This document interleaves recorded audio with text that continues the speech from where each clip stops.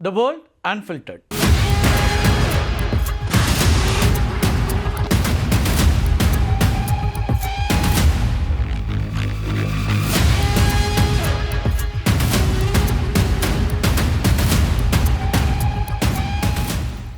Iran, America, Israel இடையிலான போர் 12வது நாளை எட்டியிருக்கிறது. இந்த 12வது நாள் போரினுடைய முக்கியமான நிகழ்வுகள், அதனோட பின்னணியில் இருக்கக்கூடிய நுணுக்கமான அரசியல், அது மட்டும் இல்லாமல் இராணுவ வியூகங்களையும் இந்த வீடியோ மூலமாக நம்ம விரிவாக பார்க்கலாம். அமெரிக்காவும் இஸ்ரேலும் இணைந்து ஈரானுடைய 10,000 குடியிருப்புகள் மீது விமான தாக்குதலை மேற்கொண்டதா ஈரான் குற்றம் சாட்டியிருக்கு. ஈரானில் இதுவரைக்கும் 1300 அப்பாவி பொதுமக்கள் உயிரிழந்திருப்பதாகவும் தெரிவிக்கப்படுது. அமெரிக்க, இஸ்ரேல் இராணுவத்தினர் திட்டமிட்டு குடியிருப்புகள் மீது, மருத்துவமனைகள் மீதெல்லாம் தாக்குதல் நடத்துகிறாங்க அப்படின்னு ஐநாவுக்கான ஈரான் தூதர் அமீர் சயீத் இரவானி ஒரு குற்றச்சாட்டை முன்வைக்கிறார். ஈரானுடைய பொருளாதார மற்றும் இராணுவ உட்கட்டமைப்புகளை இலக்கு வைத்து தாக்குதல்கள் நடத்தப்பட்டதா இஸ்ரேலிய இராணுவமும் தெரிவிச்சிருக்கு.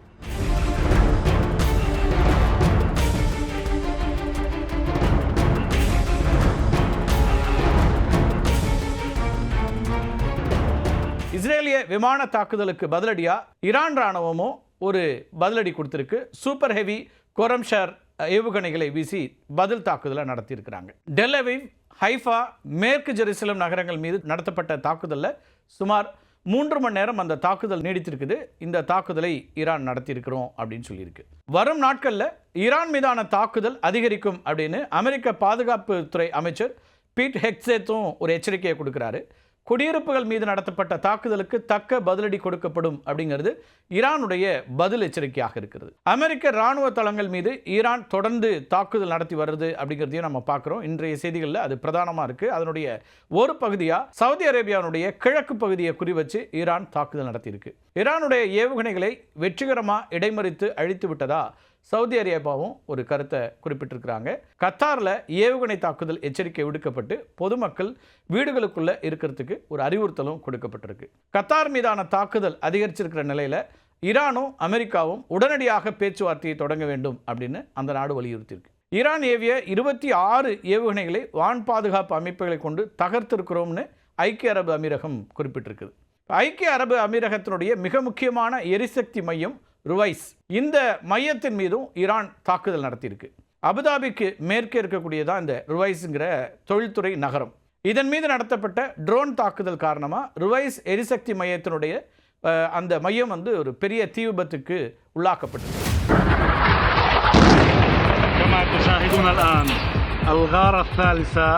தாக்குதலை தொடர்ந்து பாதுகாப்பு முன்னெச்சரிக்கை நடவடிக்கையாக அபுதாபி அரசு என்ன பண்ணியிருக்காங்கன்னா, அபுதாபி தேசிய எண்ணெய் நிறுவனம் ருவைஸ் சுத்திகரிப்பு ஆலையினுடைய செயல்பாடுகளை தற்காலிகமாக நிறுத்தியிருக்கு.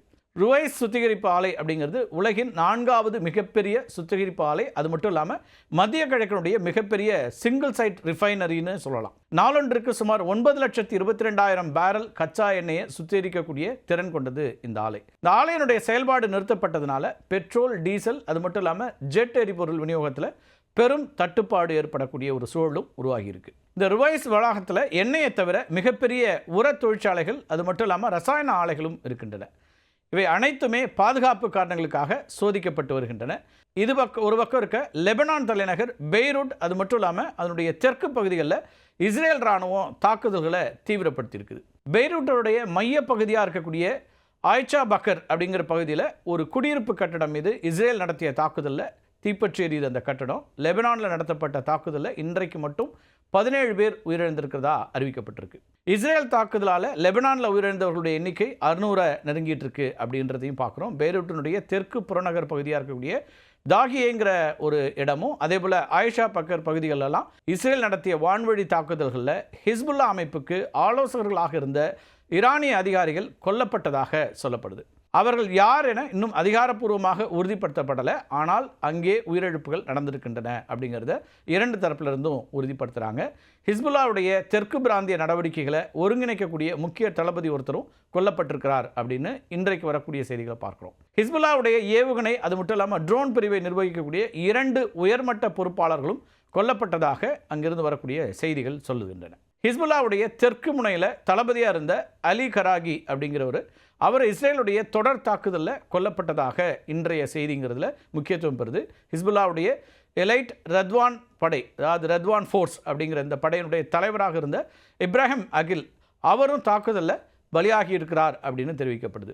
இஸ்ரேல் தற்போது டார்கெட்டட் கில்லிங்ஸ் அப்படின்னு சொல்லப்படக்கூடிய இலக்கு வைக்கப்பட்ட கொலைகளை தீவிரப்படுத்தியிருக்கிறாங்க. கீழ்மட்ட வீரர்களை விட ஹிஸ்புல்லாவுடைய திட்டமிடல் அதே போல் நிதி மேலாண்மை செய்யக்கூடிய அதிகாரிகளை தேடி தேடி இஸ்ரேல் தாக்குதல் நடத்துகிறது அப்படிங்கிறது தான் இஸ்ரேலுடைய வியூகமாக பார்க்கப்படுது. இன்றைக்கு பெய்ரூட்டில் இருக்கக்கூடிய அல்காட் அல்-ஹசன் அப்படிங்கிற ஹிஸ்புல்லாவுடைய நிதி நிறுவனங்கள் மீது குண்டு வீசப்பட்டிருக்கு. இதில் ஹிஸ்புல்லாவினுடைய நிதியை நிர்வகிக்கக்கூடிய முக்கியமான அதிகாரிகள் கொல்லப்பட்டிருக்கிறாங்க. ஹிஸ்புல்லா அமைப்பினுடைய பல ஆண்டுகள் உழைப்புங்கிறது சில நாட்களில் அழைக்கப்பட்டு விட்டதா இஸ்ரேல் பிரதமர் பெஞ்சமின் நெத்தன்யாகு குறிப்பிடுறாரு. இன்றைக்கு ஒரே நாளில் தெற்கு லெபனான் அது மட்டும் இல்லாமல் பெய்ரூட்டோட புறநகர் பகுதிகளிலிருந்து சுமார் 2 லட்சம் மக்கள் தங்களுடைய வீடுகளை விட்டு வெளியேறி இருக்கிறாங்க. ஆயிரக்கணக்கான மக்கள் உயிருக்கு பயந்து லெபனான் எல்லையை தாண்டி சிரியாவுக்குள்ள தஞ்சம் புகுந்து வருகிறார்கள். சிரியா எல்லையில் பல கிலோமீட்டர் நீளத்திற்கு வாகனங்கள் அணிவகுத்து நிற்கக்கூடியதையும் நம்ம பார்க்குறோம். இஸ்ரேல் தாக்குதலில் வீடுகளை இழந்த மக்கள் பெய்ரூட் நகருடைய பொது பூங்காக்கள், பள்ளிக்கூடங்கள் அதே போல் கடற்கரை ஓரங்களில் தற்காலிகமாக தங்கியிருக்கிறாங்க.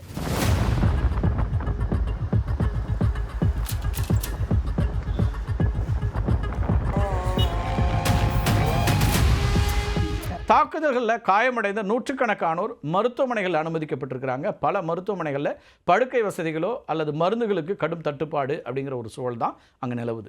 எரிபொருள் தட்டுப்பாட்டால் மருத்துவமனைகளில் ஜெனரேட்டர்களை இயக்க முடியாத ஒரு சூழலும் ஏற்பட்டிருக்கு. இதனால் அவசர சிகிச்சை பிரிவுகள் கடுமையாக பாதிக்கப்பட்டிருக்கு. தற்போதைய கள நிலவரங்களின்படி இஸ்ரேல் ஈரானை விட லெபனான் மீது அதிக கவனமும் தீவிரமும் காட்டி வருது அப்படின்னு பார்க்க முடியுது. இஸ்ரேலுடைய வியூகத்தில் இது ஒன்றாக இருக்கிறது. இதுக்கு பின்னாடி மிக முக்கியமான இராணுவ மற்றும் அரசியல் காரணங்கள் இருக்கின்றன அப்படின்னும் சொல்லப்படுது. அது என்னங்கிறத சுருக்கமாக பார்த்தலாம். ஈரான் இஸ்ரேலிருந்து சுமார் 1500 கிலோமீட்டர் தொலைவில் இருக்குது. அங்கிருந்து ஏவப்படக்கூடிய ஏவுகணைகள் இஸ்ரேலை அடையிறதுக்கு 10லிருந்து 12 நிமிடங்கள் ஆகும். ஆனால் ஈரானுடைய ஆதரவாக இருக்கக்கூடிய ஹிஸ்புல்லா இஸ்ரேலுடைய எல்லையிலேயே இருக்கிறாங்க. ஹிஸ்புல்லா அமைப்பை சுற்றி இருக்கவங்க அவங்க ஏவக்கூடிய ராக்கெட்டுகள் சில வினாடிகளில் இஸ்ரேலிய நகரங்களை தாக்கக்கூடிய அபாயத்தில் இருக்குது. இதனால் இஸ்ரேல் என்ன முடிவு பண்ணுறாங்கன்னா லெபனானை முதல்ல முடக்கணும் அப்படிங்கிற ஒரு இடத்துல இருந்து தான் வியூகங்களை வைக்கிறாங்க.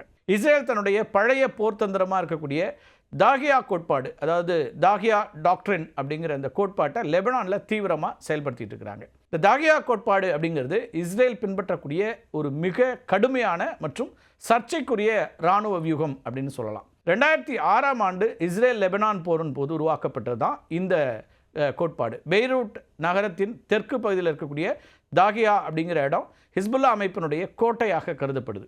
2006 போரின் போது அந்த பகுதியை தான் தரைமட்டமாக்கும் அளவுக்கு இஸ்ரேல் தீவிரமாக தாக்கியது. அந்த இடத்தின் பெயரிலிருந்து தான் இந்த தாகியா கோட்பாடுங்கிறதே உருவானுச்சு. இந்த கோட்பாட்டின் முக்கியமான நோக்கங்கிறது தண்டனை மற்றும் தடுத்தல். அதாவது எதிரி நாட்டு இராணுவத்தை அல்லது ஒரு குறிப்பிட்ட ஆயுத குழுவை மட்டும் தாக்காமல் அவங்களுக்கு ஆதரவளிக்கக்கூடிய ஒட்டுமொத்த பகுதிகளையுமே தாக்கி அதை அழிக்கிறது. இதன்படி ஈரான் இராணுவத்தை மட்டும் தாக்காமல் அவங்களுக்கு ஆதரவாக இருக்கக்கூடிய ஒட்டுமொத்த உட்கட்டமைப்புகளையும், உதாரணத்துக்கு இப்போ வங்கிகள், பாலங்கள், கட்டடங்கள் அப்படின்னு இதையெல்லாம் அழிக்கிறது அப்படிங்கிற ஒரு மூவ் எடுத்திருக்கிறாங்க. அதே போல் ஹிஸ்புல்லாவுக்கு இருக்கக்கூடிய மக்கள் ஆதரவை குறைக்கிறதுக்கு இஸ்ரேல் இந்த முயற்சியை மேற்கொள்கிறது அப்படிங்கிறதான் இஸ்ரேலுடைய வியூகத்தின் பின்னால் இருக்கக்கூடிய முக்கியமான காரணம். இன்னைக்கு பெய்ரூட்டினுடைய மையப்பகுதியில் இருக்கக்கூடிய அல்காட் அல்-ஹசன் நிதி நிறுவனங்கள் மீதான தாக்குதல் இதுக்கு ஒரு சாட்சினே சொல்லலாம். இன்று மற்றும் இஸ்ரேல் லெபனானில் 500க்கும் மேற்பட்ட இடங்களை குறிவச்சு தாக்கியிருக்குது. இது ஈரானில் நடத்தப்பட்ட தாக்குதல்களை விட எண்ணிக்கையில் அதிகம்.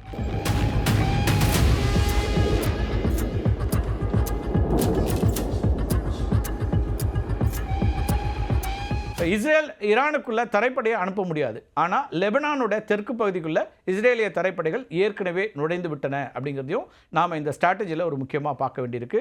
ஹிஸ்புல்லாவுடைய ரத்வான் சிறப்பு படையினரை அழித்து இஸ்ரேலிய எல்லையில் ஒரு பாதுகாப்பு மண்டலத்தை உருவாக்கணும் அப்படிங்கிறது தான் இஸ்ரேலுடைய தீவிரமான ஒரு எண்ணம். அதை நோக்கி தான் அவங்க பணியாற்றிட்டு இருக்கிறாங்க. ஈரானுடன் நேரடியாக போரிடுவதை விட ஹிஸ்புல்லா, ஹூதிகள் அதே போல் ஈராக் வழியாக போரிடுவது தான் விரும்புது இஸ்ரேல். இதனால் ஈரானுடைய இந்த கரங்களை வெட்டி எறிவதன் மூலமாக, அதாவது ஈரான் ஆதரவு பெற்ற இந்த குழுக்கள் இருக்காங்க இல்லையா, இவங்களை அழிக்கிறதன் மூலமாக ஈரானை தனிமைப்படுத்த முடியும் அப்படிங்கிறது இஸ்ரேலுடைய இன்னொரு முக்கியமான கணக்கு. தாக்குதல்கள் ஒரு பக்கம் நடந்து கொண்டிருக்கும் போதே அமெரிக்காவுடைய கடுமையான அச்சுறுத்தல்களை மீறி சீனாவுக்கு ஈரான் சுமார் 11 மில்லியன் பேரல் கச்சா எண்ணெயை வெற்றிகரமாக விநியோகம் செய்திருக்கிறது. ஹார்முஸ் நீரிணை இருக்கு இல்லையா, அது தற்போது ஒரு போர்க்களமாக மாறி இருக்கிறது. அது பற்றி தனியாகவும் நம்ம பல வீடியோக்களை பதிவேற்றம் செய்திருக்கிறோம். அமெரிக்கா மற்றும் இஸ்ரேலிய போர்க்கப்பல்கள் ஒரு பக்கம், ஈரானுடைய கடற்படை மற்றும் கன்னிவெடிகள் மறுபக்கம் அப்படின்னு பதற்றம் உச்சத்தில் இருக்கக்கூடிய பகுதியாக இந்த ஹார்மோஸ் நீரிணை இருக்குது. இந்த சூழலில் தான் 11 மில்லியன் பேரல் எண்ணெயை கடத்துவது அப்படிங்கிறது சாதாரண விஷயம் இல்லை. கடத்துவதுனா அங்கே அனுப்புவது. இந்த 12 நாட்களில் சீனாவுக்கு சென்ற பெரும்பாலான கப்பல்கள் தங்களுடைய ஆட்டோமேட்டிக் ஐடென்டிஃபிகேஷன் சிஸ்டத்தை அணைத்து விட்டு ரெடார் கண்களில் மண்ணை தூவி விட்டு சென்றிருக்கின்றன அப்படின்னு தான் பார்க்க வேண்டியிருக்கு. இஸ்ரேலுடைய வான்வழி தாக்குதலிருந்து தப்பிக்கிறதுக்காக இந்த கப்பல்கள் என்ன பண்ணுதுன்னா இரவு நேரங்களில் இயக்குறாங்க. இரவு நேரங்களில் மட்டுமே இந்த ஹார்மோஸ் ஜலசந்தியை நீரணியை கடக்கின்றன. சீனா ஏன் இவ்வளவு ரிஸ்க் எடுக்குது அப்படிங்கிற ஒரு கேள்வி எழலாம். போர் இன்னும் தீவிரமடைஞ்சிச்சுன்னா எண்ணெய் விநியோகம் முற்றிலுமாக நின்றுவிடும் அப்படின்னு சீனாவுக்கு ஒரு கவலை இருக்குது. அதனால் கிடைக்கிற வரைக்கும் எவ்வளவு முடியுமோ அவ்வளவு எண்ணெயை வாங்கி சேமித்து வைக்கிறது. இஸ்ரேல் ஈரான் மோதலால் உலக சந்தையில் எண்ணெய் விலை உயர்ந்து வரக்கூடிய நிலையில் ஈரான் சீனாவுக்கு மட்டும் போர்க்கால சலுகையாக மிக குறைந்த விலையில் எண்ணெயை வழங்கிட்டு இருக்கிறாங்க. இந்த 12 நாட்களில் 11 மில்லியன் பேரல் அப்படிங்கிறது ஒரு நாளைக்கு சராசரியாக 9 லட்சம் பேரல் அப்படின்னு பார்க்கலாம். இது ஈரானுடைய இயல்பான ஏற்றுமதி அளவில் பாதி தான். போர்க்காலத்திலும் கூட இந்த அளவை தக்க வைப்பதுங்கிறது ஈரானுக்கு பொருளாதார ரீதியாக பெரிய பலமாகவும் பார்க்கப்படுது. இதுக்கிடையில் ஹார்மோஸ் நீரிணையில் ஸ்டேட் ஆஃப் ஹார்மோஸ் இருக்கு இல்லையா, நடைபெற்ற மிகவும் பரபரப்பான சம்பவம் அப்படிங்கிறது மயூரி நாரி அப்படிங்கிற தாய்லாந்து நாட்டு சரக்கு கப்பல் மீதான தாக்குதலாக மாறியிருக்கு. அதுவும் இன்றைய நாளுடைய முக்கிய ஒரு நிகழ்வாக இருக்குது. தாய்லாந்துடைய ப்ரீஷியஸ் ஷிப்பிங் நிறுவனத்துக்கு சொந்தமான இந்த சரக்கு கப்பல் ஹார்மோஸ் நீரிணையை கடக்க முயன்றபோது ஈரானிய ஆதரவு பெற்ற ஆயுத குழுக்கள் ட்ரோன் தாக்குதலை நடத்துகிறாங்க. தாக்குதலுக்குள்ளான உடனேயே கப்பலின் ஒரு பகுதியில் பெரிய அளவில் தீ விபத்து ஏற்பட்டுச்சு. இதனால் கப்பல் தன்னுடைய கட்டுப்பாட்டை இழந்து கடலில் தத்தளிக்கக்கூடிய ஒரு சூழல். இந்த கப்பலில் இருந்த 22 மாலுமிகளும் உயிர் பிழைக்கிறதுக்காக கடலில் குதிக்கிறாங்க. அந்த பகுதியில் ரோந்து பணியில் ஈடுபட்டு கொண்டிருந்த அமெரிக்கா மற்றும் சர்வதேச கூட்டமைப்பு படைகள் அவங்கள பத்திரமா மீட்டிருக்கிறாங்க. இந்த தாக்குதலின் எதிரொலியாக ஹார்மோஸ் நீரிணை அந்த பாதை இருக்கு இல்லையா, அதில் செல்லக்கூடிய கப்பல்களுக்கான காப்பீட்டு கட்டணம் கடுமையாக உயர்ந்திருக்கிறது. தாய்லாந்து கப்பல் தாக்கப்பட்ட செய்தி பரவிய உடனே பல சர்வதேச கப்பல் நிறுவனங்கள் தங்களுடைய கப்பல்களை ஓமன் வளைகுடாவிலேயே நிறுத்திட்டாங்க. இதனால் ஹார்மோஸ் ஜலசந்தியில் போக்குவரத்து கிட்டத்தட்ட முடங்கி இருக்கிறது அப்படின்னு தான் சொல்ல வேண்டியிருக்கு. 2 பக்கத்திலிருந்தும் மோதல் அதிகரித்த வண்ணமே தான் இருக்குது. தாக்குதல் நடந்து கொண்டே இருக்கிறது. இன்றைய காணொலியிலேயே இன்னொரு காணொலியை நம்ம வெளியிட்டிருக்கிறோம். இதே ஹார்மோஸ் நீரிணை அதை கட்டுக்குள்ளே கொண்டு வர்றதுக்கு ஈரான் என்ன நடவடிக்கைகள் எடுக்குது, கடலில் கன்னிவெடிகளை வைக்கிறதும் அதை எடுப்பதற்கான அமெரிக்காவுடைய முயற்சிகள் பற்றியும் தனியாக நம்ம ஒரு காணொலியை வெளியிட்டிருக்கிறோம். அதுவும் முக்கியமான ஒன்றாக இன்றைய நாளில் பார்க்கப்பட வேண்டிய ஒன்றாக இருக்குது. 12 நாட்களாக போர் தீவிரமடைந்து வரக்கூடிய சூழலில் உலகம் முழுக்க எரிசக்திக்கான எரிபொருளுக்கான தேவை அப்படிங்கிறதும் கூடிக்கொண்டே இருக்கிறது அப்படிங்கிறது தான் கவலை தரக்கூடிய ஒரு செய்தி. மீண்டும் ஒரு காணொலியை சந்திக்கலாம் நண்பர்களே. நன்றி, வணக்கம்.